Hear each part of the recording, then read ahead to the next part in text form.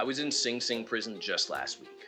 And if you know me and you know my story, you know I spent 19 years in a Virginia prison, so it doesn't seem to make sense that I got arrested and went through the process and went through Rikers and ended up in Sing Sing. That's because I wasn't there as an incarcerated person, I was there as a guest. I was there for a movie screening. And I don't know what this was. I got an email saying, hey, we're screening the film Sing Sing, Trust the Process at Sing Sing Prison. Would you like to be a part of this? And I was like, yeah, absolutely. I mean, Sing Sing is like one of those mythological prisons. It's in every bit of lore. You always hear about it. And trust me, being there, it's a powerful thing. And the first thing that struck me about it was it is a beautiful, beautiful location. There are $1 million condos on the hill above Sing Sing Prison because of the view of the river.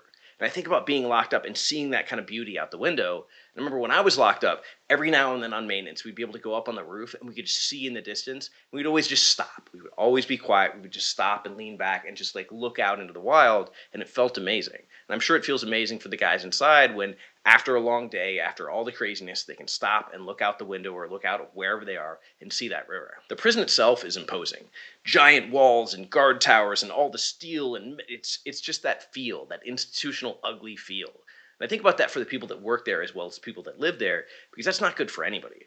If you look at like the survival rates and the life expectancy of people who work inside a prison, not the best numbers. If you look at the survival rates and life expectancy of people who live inside a prison, equally bad, if not worse numbers. But what it was, this is a movie about RTA, Rehabilitation Through the Arts. This is a program that teaches theater and production inside the prison. A lot of people think, yeah, nobody in prison wants to act or learn Shakespeare or learn whatever, but they don't realize the amount of time and the amount of energy we have when we're locked up. Because I remember sitting in that cell, the first prison I was at, we came out of the cell at 12:30 in the afternoon and we locked down at 8:30 at night. So most of the day I'm locked in that cell. And some of that time I'm sleeping, but some of that time I'm not. And I just didn't have anything to do. And I wanted to get into art and drawing and writing and all these things because I needed an outlet. I talked to somebody who works with people on death row, and everybody on death row is just a voracious reader because you have nothing else to do.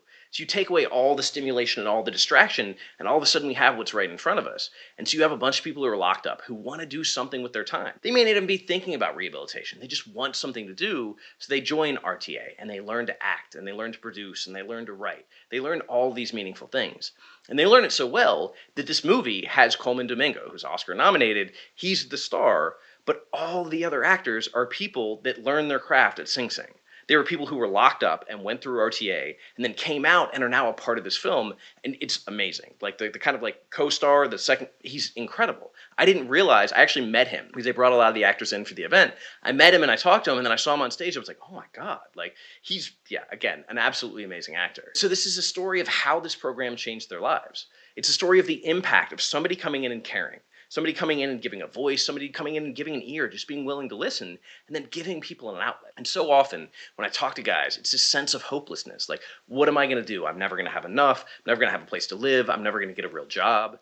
Because I always ask when I go in the juvenile center, and this applies to adults as well, I ask people, do you know anybody who owns their own business? Maybe one kid will raise their hand. Do you know anybody who owns their own home? Again, maybe one kid will raise their hand. So if you grow up in a place where no one owns anything, where everything is owned by somebody outside, how do you really feel like you're ever going to get ahead or you're going to get to a stable place? Most of the people that I talk to live with families that are living paycheck to paycheck. They're struggling to get by. Sometimes the lights are off. Sometimes the water's off. And if you grow up with that, you don't always know that anything else is a possibility. A lot of times the kids will tell me like, yeah, somebody over there, he may be able to start a business, or that guy may be able to go to college, but I could never do that. And part of the whole process, especially in the juvenile center, but at places like Sing Sing, is to change people's perspective of themselves and the opportunities in the world. And programs like RTA do absolutely that.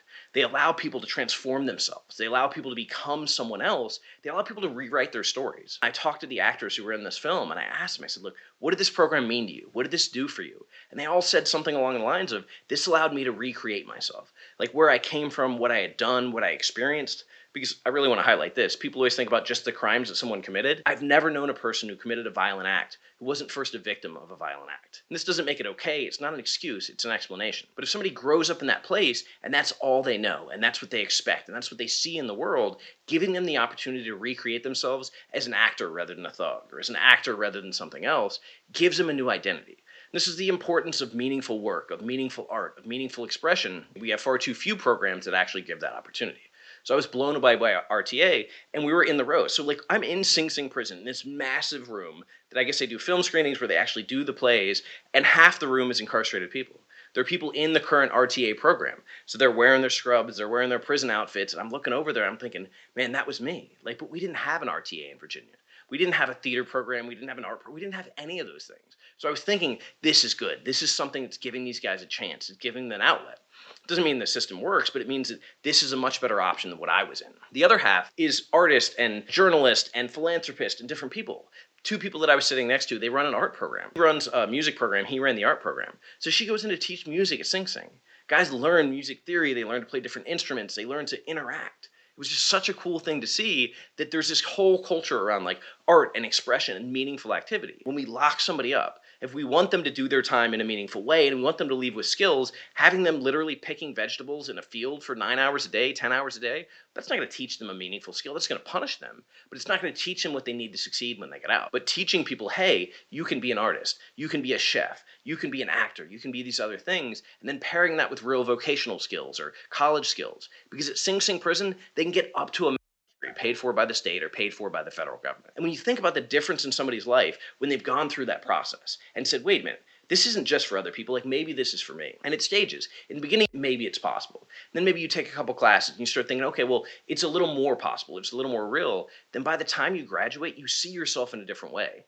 There was a kid that I tutored at Buckingham Correctional Center that was the process. He started off, he was like, man, I want to go to college, but like, man, nobody in my family's ever gone to college. I couldn't go to college, but by the end of what we did, and it wasn't even a real college program, it was just a mock program, he saw himself in a different way. He realized like, man, maybe I could. In fact, I could do a good job.